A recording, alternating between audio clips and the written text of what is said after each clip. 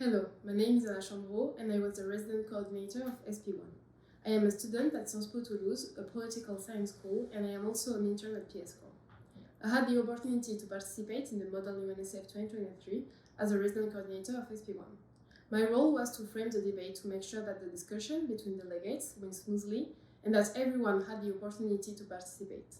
The resident coordinator represents the UN, therefore you need to be informed on the subject to ensure that you can frame the debate in a relevant way while remaining neutral as not to block the proposals.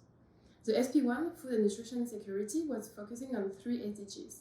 The number 2, end hunger, achieve food security and improve nutrition and promote sustainable agriculture.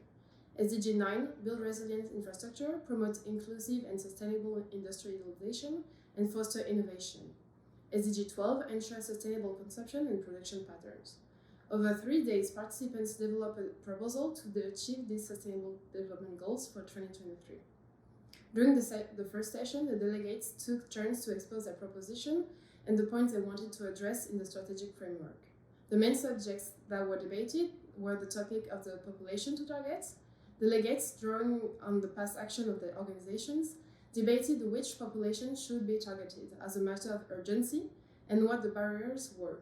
Indeed, the highly centralized North Korean food distribution system leaves out people outside of the institution. Women, who receive less than a high school student's portion of food, the elderly and children are also in difficulties. The problem raised by the delegates was that these populations are difficult to reach due to the lack of reliable data and closure of the field. Thus, the conclusion of the first session was that the access to the hierarchy and reliable data is necessary to implement action to provide first aid to the most vulnerable populations. The second session focused on the concrete solution that could be brought to fight against the lack of varied and nutritionally interesting food. The delegates took into account the North Korean culture to ensure that the proposed solutions were realistic. For example, aquaculture, which produces seaweeds that are very interesting nutritionally speaking, fits perfectly into the culinary tradition of the country. To pursue this idea of realistic solutions, the delegates took into account the specificities of the North Korean regime. They therefore discussed the impacts of international sanctions against North Korea. While import restrictions do not affect humanitarian aid, sanctions on the import of dual-use goods, such as oil, for example, for agriculture, have a considerable impact on the malnutrition situation. Therefore, the delegates asked the Security Council to reconsider the crisis situation in the DPRK to facilitate imports whose use will be closely monitored by the humanitarian aid on the ground. The delegates also pointed out that the problem of malnutrition was not only due to the production. They therefore proposed material support and education on how to store food to tackle the important post-harvest losses. Finally, the problem of nutrition is also a problem of access to care. Indeed, the delegates supported the fact that 90% of child death related to malnutrition could have been avoided with a faster response and simple care delivery. For this reason, the delegates proposed groups of mobile doctors to reach the most at-risk rural areas and supported the distribution of ready-to-use therapeutic foods in medical facilities purely lacking in equipment. On the last day, the main work was to vote and debate the proposals draft. Thanks to the previous debates, the overall ideas of the proposals have not been questioned, the debates revolving mostly around some details. This led to detailed discussions on each topic, which number or definition to use, and which organizations could found each proposal. Indeed, the question of the number of calories needed for a healthy daily intake that would be used as the goal in the proposal led delegates to question whether the UN standards were the most appropriate in the North Korean context. So delegates insisted again that the re-entry of the humanitarian aid in the DPRK was first and the most urgent point of their proposition. By keeping its border closed, the DPRK is making an already alarming situation even worse. Reflecting together on these urgent subjects in North Korea allowed us, as SP, to realize the precarious states in North Korea and above all, to see the number of barriers that stand in the way of humanitarian aid, even though the UN is ready to help this country. As a resident coordinator, this event was not only allowed me to learn more about North Korea, but also about the functioning of the UN and international aid. Again, I want to thank the organizers for such a formative experience. Thank you very much. Greetings everyone, my name is Obed Osei. I am a Ghanaian, currently pursuing my bachelor's in political science and international relations in South Korea. I recently partook in the Model United Nations Strategic Framework, or the MUNSF, supported by the Peace Corps team. What it basically is that it was a cooperative sort of measure that seeks to find both the short and long-term solutions to the socio-economic, humanitarian, and environmental issues currently present in the DPRK. So I participated as a delegate of the FAO UN body, under the Strategic Priority Group 2, which focused on the social developmental services. So the question we were dealing with was basically how can the DPRK ensure an adequate provision of social services throughout its country. So our Strategic Priority Group 2 approached this question basically focusing on 3 SDG goals, namely the SDG 3, which is to ensure the healthy lives and promote the well-being for all of all ages, the SDG 4, which is to ensure the inclusive and equitable quality education and promote lifelong learning opportunities for all, and the SDG 6, which is to ensure the availability and sustainable management of water and sanitation for all. So during the 3-day period conference, each of the delegates under the Strategic Priority Group 2 relayed their represented agencies' policy position on the several social developmental issues currently present in the DPRK and how we will address it in the overall working strategic framework paper. So some of the issues we talked about are, for instance, the limitation in quality health services to combat communicable and non-communicable diseases in the DPRK. We talked about the shortages of essential medical equipment or life-saving medicines, which thus has a detrimental effect on the lives of the citizens of the DPRK. We also talked about how the frequent food insecurity continues to negatively impact the health of the general population, with regards to the quantity and quality of food consumption. We also talked about how the DPRK faces the absence of equitable access to education, especially for people with disabilities. We talked about how even though the DPRK seems to be showing much better progress in its citizens' access to potable water, there is still an insufficient access to sanitation facilities. So as an outcome of our discussions throughout the 3-day period, the Strategic Priority Group 2 outlaid several points we expected our proposal to sort of meet. And to name the 5 outcomes we discussed was first being an established closer and friendlier cooperation between the UN and the DPRK, along with other concerned international organizations and civic society. The second outcome we expect is a strengthened primary healthcare system and pharmaceutical sector in place to be able to combat the communicable and non-communicable diseases. The third will be the continued support in providing the technical assistance with regard to a more refined education curriculum and teaching and teacher training, and also the inclusion of the provision of assistive technology, especially for people with disabilities. The fourth sort of outcome we expect is an improved capacity of collaboration between the United Nations and the local industries in the DPRK to manage the population's accessibility to water and to improve and establish more sanitation facilities. So the fifth and final outcome of our proposal was the establishment of this monitoring and evaluation framework that will be able to track the progress and effectiveness of the implementations of our overall proposed projects entailed in the strategic framework.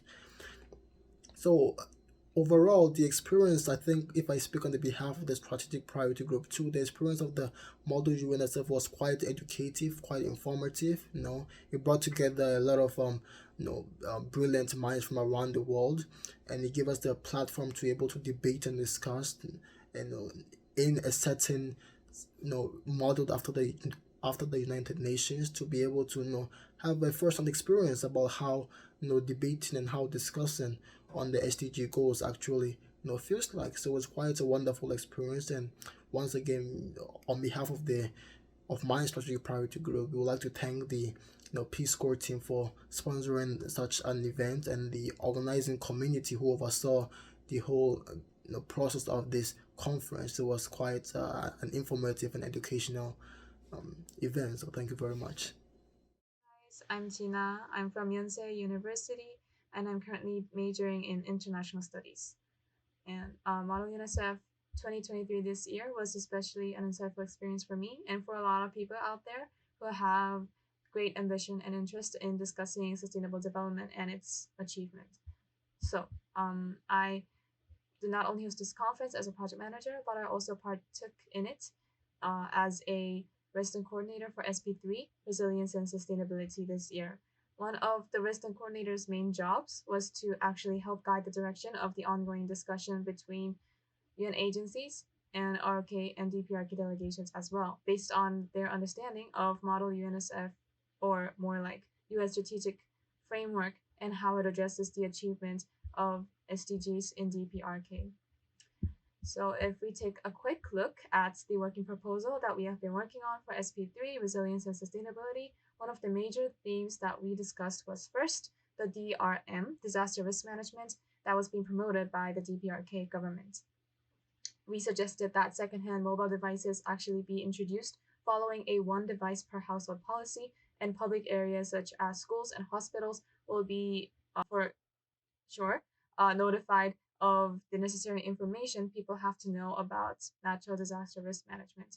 And the UNDP has also promised that they would actively provide DPRK the opportunities to improve its DRM by modeling risk assessment and monitoring methods of experienced countries. And by experienced countries in our working proposal, we mean countries that have similar circumstances, similar economic and social outcomes as DPRK, but has still proven to have a very successful case of its disaster risk management system. So that's DPRK could actually follow the footsteps of perhaps the Philippines DRM case. And the second major theme that we addressed in our working proposal was that small entities like IFRC, International Red Cross, should ensure a channel for the citizens to report shortages of material and equipment for the restoration projects, and UNDP delegates should reside in the country for a close-up, follow-up surveillance. So by this, it was really impressive that we did not only take into account the UN agency delegations, but stakeholders, much smaller entities other than UN apparatuses, into play for the achievement of SDGs in DPRK. And the third major theme was that the DPRK would be provided finances by the UN bodies in return for their transparent informing of the current status quo to their UN bodies. So the reports will be made transparent, how they actually organize their projects on SDGs and how the budget has been used, blah, blah, blah. All those other statistics and information will be transparently informed. And in return for that, the DPRK would be surely financed by UNFPA, UNSP, WHO, and other UN apparatuses. And the fourth major theme that we were also focused on was to support the urban issues such as urban congestion and provide basic service for the cities in DPRK that will be provided by UNDP, some form of support from the SDG Finance Academy. This is also in line with how institutionalized ways of UN bodies in financing DPRK could actually be. And the last theme was the actual provision of these tools and equipments that are necessary for building resilient infrastructure. So these would include improvement of agricultural tools, improvement of healthcare infrastructure, and transportation system, so that the equipments are headed to the facilities that they are actually where they're actually necessary. And there would also be a list of basic amenities and pharmaceutical products that will be provided by UNFPA and WHO with along with the detailed instruction on their usage so that the right equipments and supplies will be utilized in the most appropriate way in the DPRK. Yes. So for the first parts of the conference, I was really concerned as a resident coordinator because we had a lot of heated discussion on what SDGs to prioritize in our SP3 resilience and sustainability. But then we came to the moment of realization that the solution from a particular agenda could actually be a resolution for another agenda as well. So, for example, developing a communication system in a uniform fashion in DPRK would not actually only help DPRK with its DRM, disaster risk management, but it would also be very helpful for the DPRK citizens to have better access to healthcare supplies and food security. So, what I liked the most about this conference, Model UNSF 2023, as a resident coordinator, was that it has always been so interesting to explore the negotiations among a diversity of stakeholders, not just among ROK and DPRK, but it was also requiring other UN agency delegations as well. So, including these UN agencies as a part of this conference and debate session as a whole is not a structure that can be usually observed in Model UN conferences. So, I think that is why Model UN conference or a Model UNSF conference is especially important that it does not only foster in these bright minds the global perspective that we need in this era of sustainable development, but it also creates an opportunity for us to delve deeper into what it actually means for us to take into account these multitudinous amounts of stakeholders into play at the international stage. So overall, I really loved how active all of our delegates were. Sometimes there were so many people trying to say so many things at the same time, but I really do consider myself lucky to have spent the past 3 days with such bright minds and global perspective. Hello, my name is Shani de la Cruz Alforte. I am the resident coordinator for the fourth strategic priority of the recently concluded Model United Nations Strategic Framework Conference 2023. And my role as a resident coordinator is to ensure a collaborative, productive, and meaningful discussion among the delegates from different UN bodies. And I myself have witnessed how much these delegates have put in effort into prioritizing the most prevalent issues in North Korea. And so I've seen that the discussion really focused on the gender-based issues as well as the human right human rights abuses that's happening in North Korea. And I think that the mechanisms that the delegates approved or agreed upon during the course of the discussion was to create at least a transparency report or a data collection mechanism to ensure that all affected individuals and all reports must be made for the UN in general and for the different UN bodies to assess the current situation in North Korea, especially that children are involved, women are involved. These two vulnerable entities, the children and the women, are the most oppressed stakeholders in North Korea. And I think that the delegates of DPRK and the delegates of Republic of Korea had a consensus to work hand in hand in order to counter these problems, to mitigate this problem at least.